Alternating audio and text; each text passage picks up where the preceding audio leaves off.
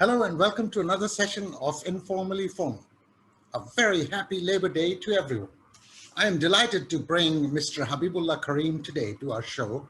He is the founder and CEO of Techno Haven, Vice President of Bangladesh Employees Federation. He was one of the founders of BASIS and its founding Secretary General, as well as a two-time president of BASIS.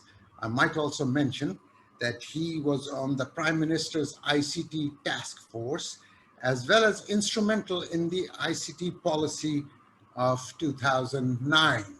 A very warm welcome to you, Habibullah Karim. Such a great pleasure to have you on our program. Well, thank you. Thank you very much. It's my pleasure to be in your show as well. All right, very good. So, as you know, Karim, today is Labor Day, and also called International Workers' Day all over the world. Labor Day, pretty much everyone knows what Labor Day is. That's right. And as you know, you've lived in America. So as you know, in America, Labor Day is the first Monday of September. So that is right, yes. This year it happens to be on the 6th. But in any event, let's just get into it. Karim, tell me, you're also the Vice President of Bangladesh Employees Federation. So now, I wanted to ask you, for our audience, first just briefly tell us what this Labor Day is all about, and then we're going to talk about its significance, and then we're going to talk about how over the years it has shaped the relationship between labor and employers or businesses. Over to you, Karim. Thank you very much for speaking to me on this very momentous day. So 1st May actually marks the day the world celebrates workers' rights. So as you know, it all started with the workers' demand for 8-hour workday and other safety measures for the workplace.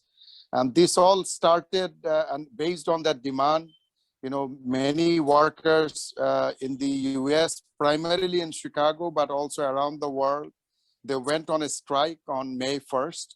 And that's the day that we celebrate as May Day. But the actual violence that actually erupted 2 days later on May 3. Right. And there, police fired on the workers, agitating workers, and, many workers died, many more were injured. And this then was taken up by workers, unions around the world. And because workers' rights is something that socialists and communists championed more, so they also took up this cause, and the US got scared of that, and that's why they don't celebrate May 1st. They took their labor rights, celebration to the first weekend in September, as you have pointed out. But overall, this is certainly is a celebration of workers' rights. And because of that, International Labor Organization celebrates this, all trade organizations and, labor unions celebrate this. So even though this is a celebration of workers' rights, and Bangladesh Employees Federation is a federation of employers, but we also celebrate this because, employers and employees or workers are all part of the workplace. They're all part of the workplace, part of the same ecosystem. And that's why, when it talks about workers' rights, that also is a part of human rights. So as a human rights perspective, workers' rights are just as much as their right as the employer's right to start a business or start a factory. You brought out some very interesting points. Of course, the first one, the one that happened in Chicago, is known as the Haymarket Massacre, or the right, Haymarket exactly affair. And Grover Cleveland was the president then. And then, several people lost their lives and all that stuff. That's, well etched in history. Also, the second thing that you mentioned about then Soviet Union or the socialist bloc, they initiated things under the Second International, and United States. Many people speculate that that is the reason why United States, Canada, and some other countries celebrated on a different date. Very well made points, Kareem. So let me now Yes. just ask you about Bangladesh. As you know, we have had some challenges in the past, specifically with, some safety-related incidents in Mhm. Tazreen, Rana Plaza. But Bangladesh has come a long ways since then. But Mhm. we must continue our journey forward to make sure that the safety security of all workers are taken care of. So reflect on the Bangladesh Exactly. situation, Kareem, as to the worker safety, worker rights, work day, wages, and what have you. Just give me a general assessment of where do you feel we are at in Bangladesh? Well, in Bangladesh, as in many other developing countries, uh, the workers that we have actually fall into two main categories. One is the formal sector, or the what we call the established sector. So we have registered industries, registered businesses, all the formal businesses that operate under the law.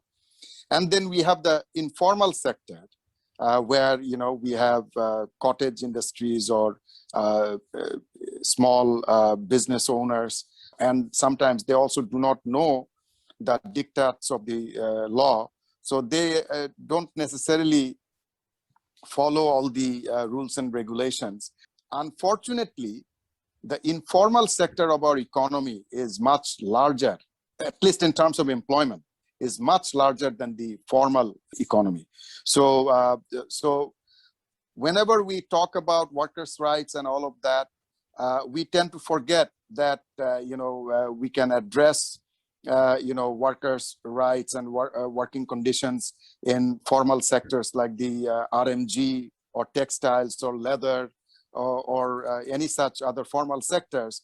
But there is a bigger group of workers toiling away in the informal sector, whether it is a roadside tea shop or domestic workers or any such other workers who are not recognized through formal payrolls each month, and or their places that they work in are also not formally recognized as formal employment. You mentioned something very, very important. Yeah, in Bangladesh, the informal sector is, more than 80% is the informal sector. All right, right.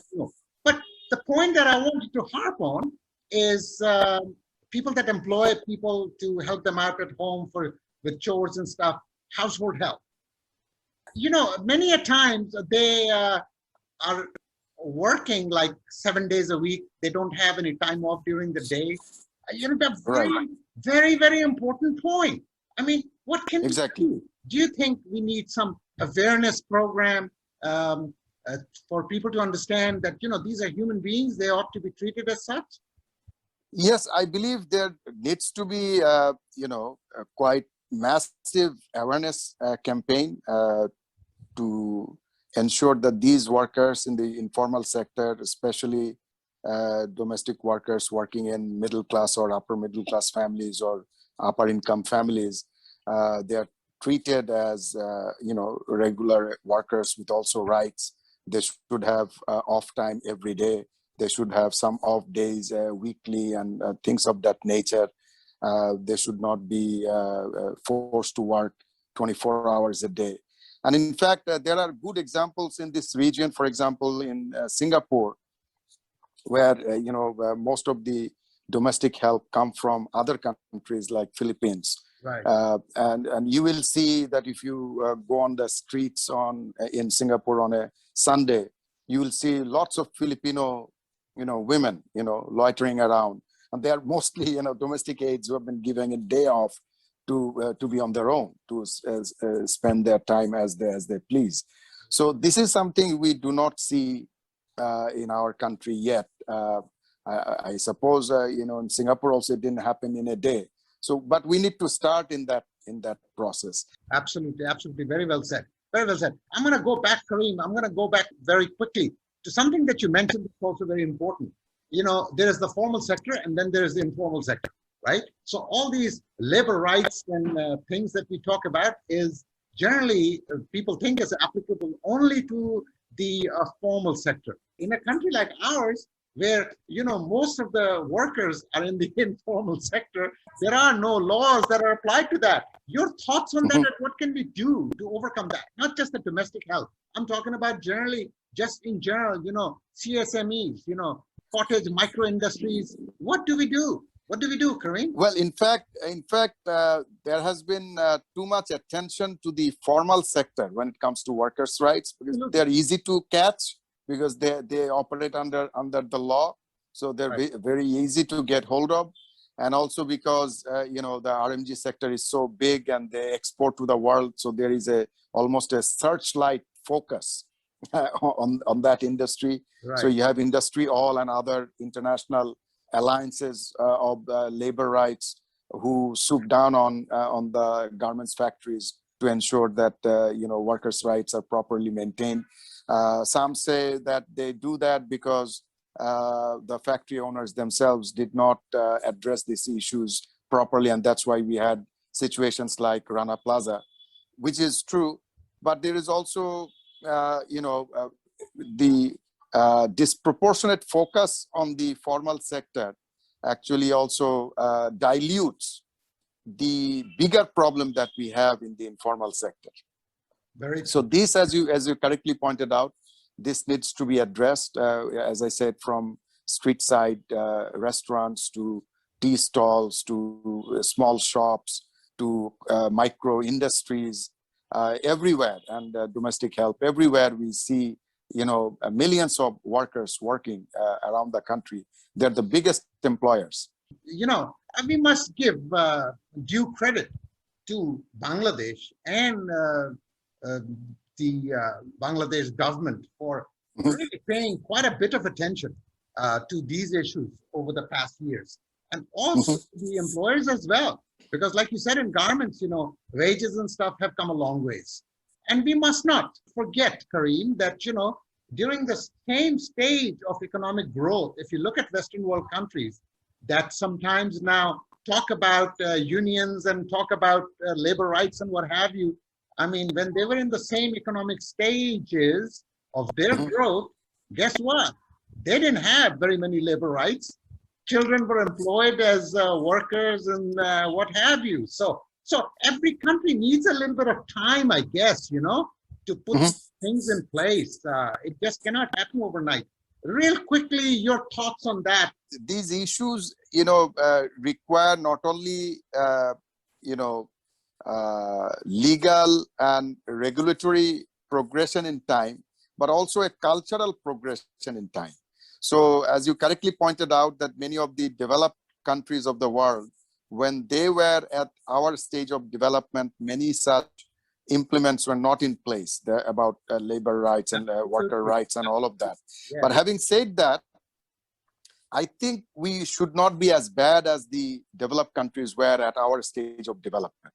We must learn from their mistakes, and we must learn from what has transpired in history, especially in the last 200 years. We must also leapfrog when it comes to improving the conditions of workers, working conditions, as well as their ensuring their rights, because this is truly is a human right for them.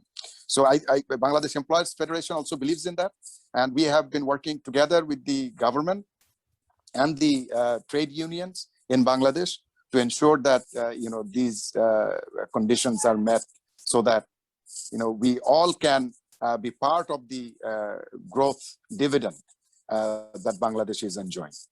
Absolutely, very well said. We have to leave it at that.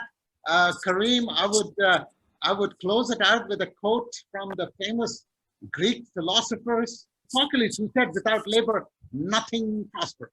Exactly. So, thank you so very much, Habibullah Kareem. What a pleasure it was. I would like to thank our audience for joining us for this great session today. A very happy Labor Day to everyone, and I hope that you stay home and stay safe. I will catch you in the next session. Bye-bye.